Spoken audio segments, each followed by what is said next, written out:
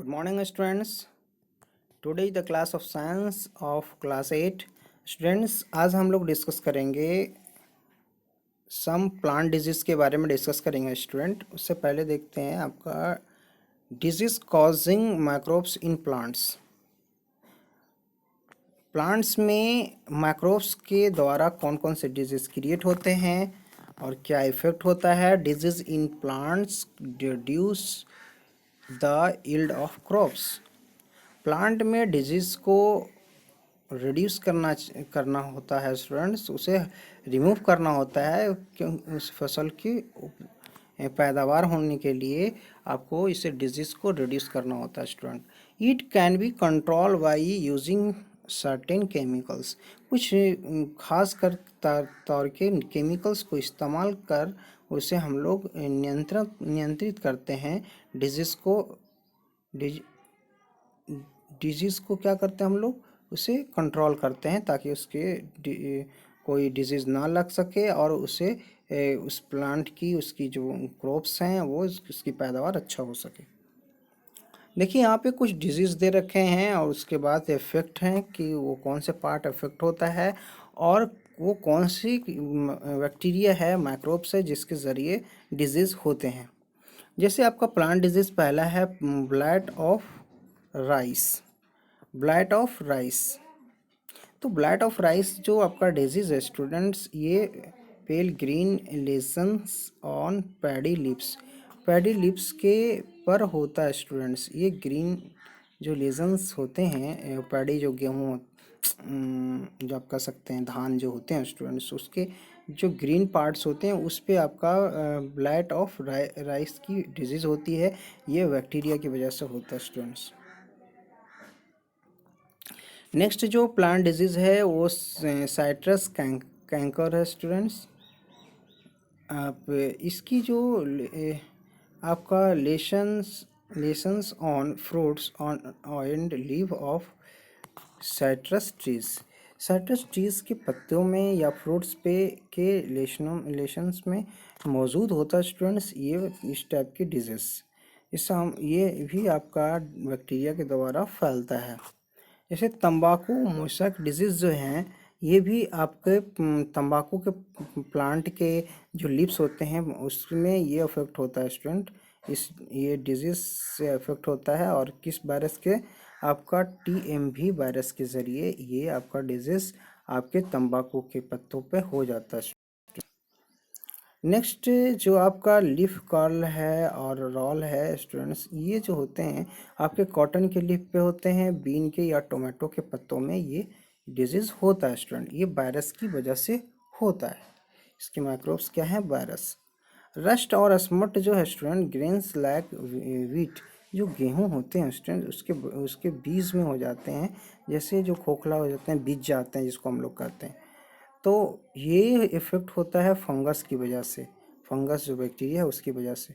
Potato blight जो है students, potato टबर में होता है, ये भी फंगस की वजह से ही होता है, फंगस। मिल्ड्यू जो है student, grapes, gooseberries, seasonal flowering plant जो होते हैं स्टूडेंट्स, उसमें ये मिल्ड वेव ड्यू आपका डिजीज़ होता है, ये भी फंगस के द्वारा ही होता है।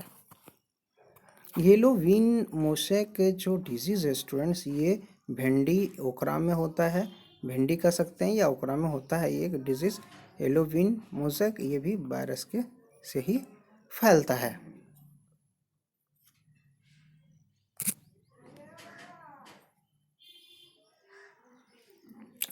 तो आप लोगों ने देखा ये सारे डिजीज़ फैल रहा है, किस तरह से फैल रहा है। इसमें कुछ ही आपकी क्वेश्चन है स्टूडेंट, इसे आप लोग सेल्फ कर लें। Disease which disease is cause by the Anopheles mosquito. Anopheles mosquito के द्वारा कौन सी डिजीज़ फैलता है ये बताना है, लिखना है। नेक्स्ट क्वेश्चन है आपका, which organism is used in curdling of milk. Milk curdling में करने के लिए हम लोगों को कौन से ऑर्गेनिज्म यूज़ करते हैं। एंथ्रेक्स क्या होता है स्टूडेंट्स, किस टाइप की डिजीज़ है, इसको हम लोग को आप लोगों को बताना है, ये आपको बनाना है ना। तो ये आपको जो मेनली ये ह्यूमन और एनिमल्स में आपका ये डेंजरस डिजीज़ होते हैं, है ना। तो इस ये क्या होता है उसको बताना है। Name the bacterial disease cause by the contaminant food and water. Contaminant food और वाटर के द्वारा कौन कौन से डिजीज होते हैं, कौन से बैक्टीरियल डिजीज होते हैं उसका नाम बताना है students. Which micro organism is used in producing alcohol. कौन से ऑर्गेनिज्म है जिसका इस्तेमाल अल्कोहल प्रोड्यूसिंग करने में इस्तेमाल किया जाता है। नेक्स्ट जो टॉपिक है स्टूडेंट्स वो है poisoning, food poisoning. Consumption of food affected by some micro organism cause food poisoning. जो फूड हम लोग खाते हैं स्टूडेंट्स, वो अगर किसी माइक्रो ऑर्गेनिज्म के जरिए इनअफेक्टेड हो जाए, अगर तो हम लोग कहते हैं कि ये फूड पॉइजनिंग हो चुका है, ये जहर फैल चुका है इस खाना में। तो bacteria and fungi produce toxic substance on cook food and cause serious illness and vomiting. तो आपकी जो बैक्टीरिया और फंगी जो होते हैं स्टूडेंट्स, वो टॉक्सिक सब्सटेंस प्रोड्यूस करता है पके हुए खानों पर, और बहुत तरह की डिजीज़ क्रिएट करता है, जैसे इलनेस, बीमार हो सकते हैं, वोमिटिंग होने लगता है। तो ये सब बैक्टीरिया का ही कमाल है स्टूडेंट। हेडेक होने लगता है, सिर दर्द होने लगता है खाने के बाद, समटाइम्स इवन डेथ। और कभी कभी अगर बैक्टीरिया ज़्यादा टॉक्सिक सब्सटेंस छोड़ दिया तो उस कंडीशन में आपकी डेथ भी हो सकती है। जैसे आपका डिब्बा बंद कैनन फूड या tin food also cause food poisoning. ये भी एक ये भी आपका फूड पॉइजनिंग का ही एक कारण है students, because bacteria spoil the food items kept in it. क्योंकि काफ़ी दिनों से ऐसा रखा रहता है स्टूडेंट, तो इसके अंदर जो फूड आइटम होते हैं वो क्या होता है स्टूडेंट्स, वो उसे स्पॉइल करने लगता है, उसे तोड़ने की नहीं लगता है स्टूडेंट्स, और उसे ख़राब कर देता है स्टूडेंट्स। जैसे क्लॉस्ट्रिडियम वेटोलियम हम लोग, ये बैक्टीरिया होता है स्टूडेंट जो फूड को तोड़ने की कोशिश करता है। So we should avoid them. इससे हम लोग को क्या करना चाहिए, इसे त्यागना चाहिए। इस पर हम लोगों को ध्यान देना चाहिए कि ये आपका फूड आइटम जो है काफ़ी दिन बंद ना रहे और ख़राब होने से बचाना चाहिए। Always check their expiry date in case you are buying such food. हम लोगों को हमेशा चेक करना चाहिए, एक्सपायरी डेट चेक करना चाहिए जब हम लोग किसी फूड को खरीद रहे हों। तो ऐसे टीन फूड हैं, जैसे टीन में आपका इस तरह से फूड इसमें स्टोर है स्टूडेंट्स, इससे हम लोग खरीदने जाते हैं मार्केट में, तो हम लोग को पहले एक्सपायरी डेट चेक कर लेनी चाहिए स्टूडेंट्स, क्योंकि इसके अंदर बैक्टीरिया क्या हो जाते हैं, फैल जाते हैं, काफ़ी दिनों से रखे रखे होते हैं। तो जैसे इंटरेस्टिंग फैक्ट है students, a bread slash left for 2 to 3 days under most condition gets cover with the white cottony fluffy mass. अगर आपका ब्रेड एक सलीस है जिसे 2 से 3 दिन तक छोड़ दिया जाता है students, under the most condition, मतलब वो भींगा हुआ रहे उस कंडीशन में छोड़ दिया जाता है, और get covered with the white cottony fluffy, कोई कॉटन फ्लफी से उसे ढक दिया जाता है, कवर्ड कर दिया जाता है। It is fungus mucor. ये सब क्या हो, बिल्कुल कॉटनी फ्लफी के बिल्कुल जैसे ये ढक जाता है, तो ये इसे हम लोग बोलते हैं फंगस मकोर। ये जो फंगस मकोर बन जाते हैं। Cook food is hot weather smell.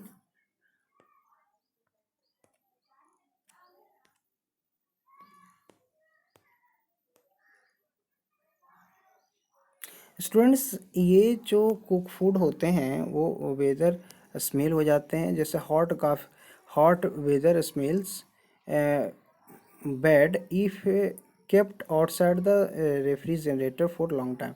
और काफ़ी दिनों तक हम लोग रेफ्रिजरेटर जो आपका फ्रीज है उससे बाहर रखते हैं किसी भी फूड को, तो काफ़ी दिनों के बाद ये जो हॉट वेदर कंडीशन की वजह से इसके अंदर स्मेल बैड आने लगती है, जिसे हम लोग को रैंसिडिटी बोलते हैं स्टूडेंट्स। तो ये फूड क्या होता है, स्मेल आने लगती है, उसमें बदबू आने लगता है student. It has bad taste and turn sour and change colours. ये इसका टेस्ट चेंज हो जाता है, ख़राब हो जाता है स्टूडेंट्स, खट्टा हो जाता है और कलर भी कभी कभी चेंज हो जाता है स्टूडेंट। तो रीजनिंग ऑफ फूड स्पॉइलिंग का कुछ रीज़न है। आप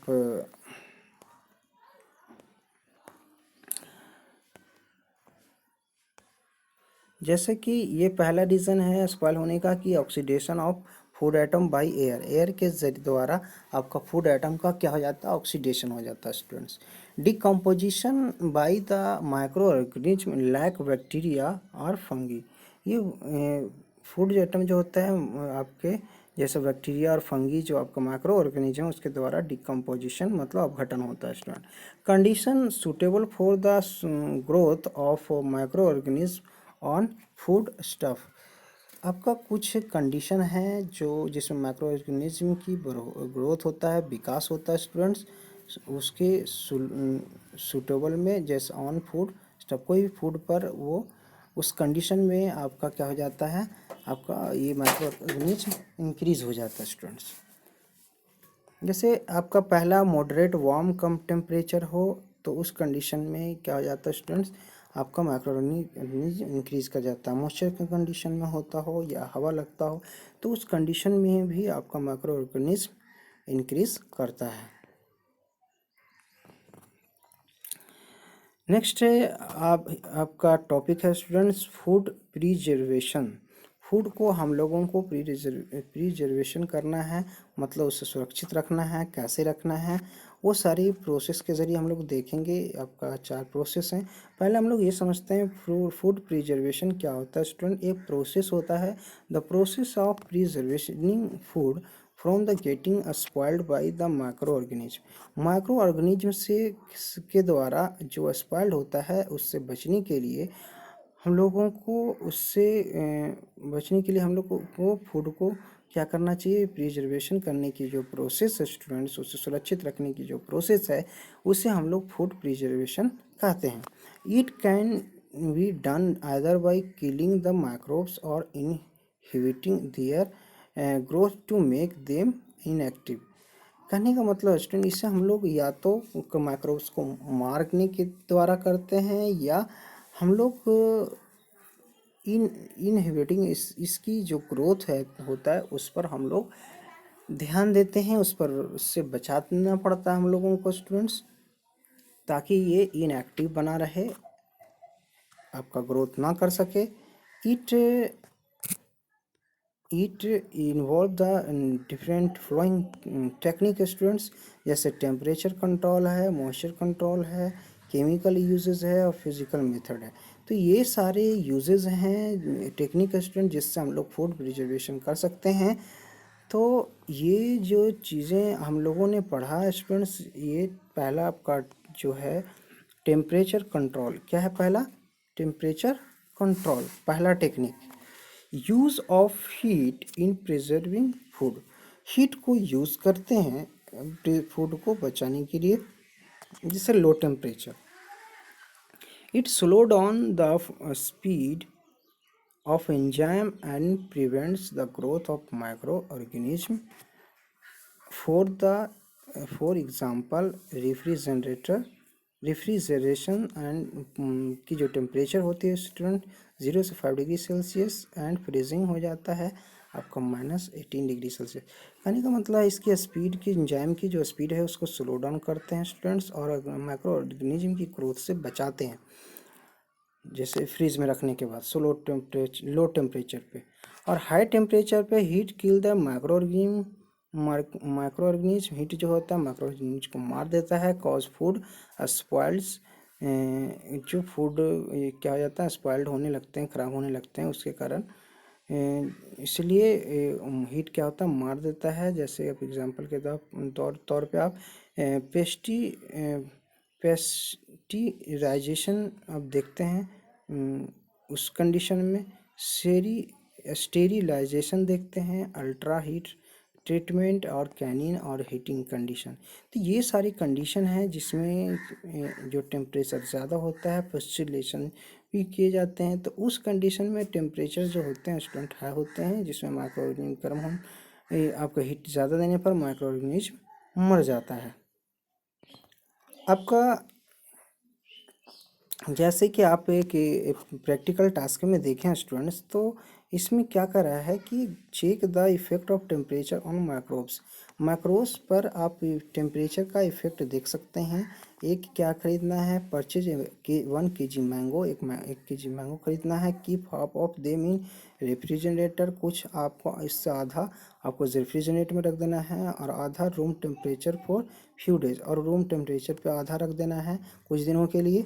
उसके बाद फिर हम लोग क्या देखते हैं, फाइंड आउट करते हैं। तो mangoes kept outside the spoiled and rotten, बाहर जो रखा हुआ था स्टूडेंट्स, वो मैंगोज जो होते हैं रोटन सड़ जाते हैं और स्पॉइल्ड होने जाते हैं, ख़राब होने लगते हैं student. But mangoes kept in refrigerator were fresh, जबकि मैंगो जो रेफ्रिजरेटर में रखे होते हैं बिल्कुल फ्रेश रहते हैं स्टूडेंट्स। तो ये टेम्परेचर की इफ़ेक्ट है कि कौन सी फूड को हम लोग को लो टेम्परेचर पे रखनी चाहिए और कौन सी हाई टेम्परेचर पे।